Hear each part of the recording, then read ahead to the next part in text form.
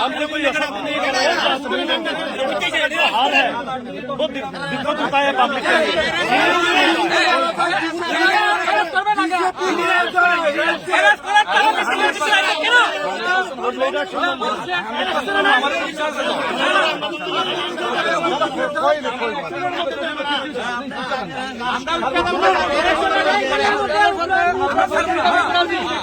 हम हर समय पुलिस के साथ कोऑपरेट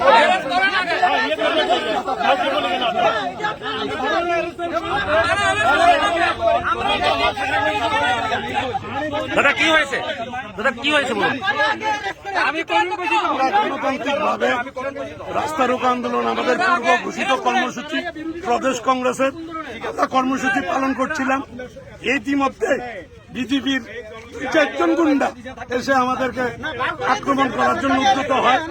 পুলিশের মধ্যস্থতা, যদিও মারামারি হয়নি, ওদের এত উদ্যত্ত, এই উদ্যত্ত বেশি দিন চলবে না।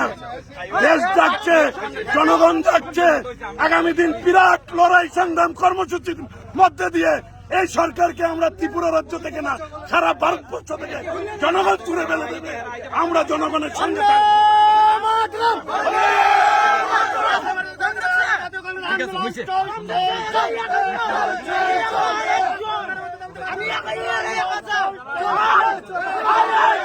আমি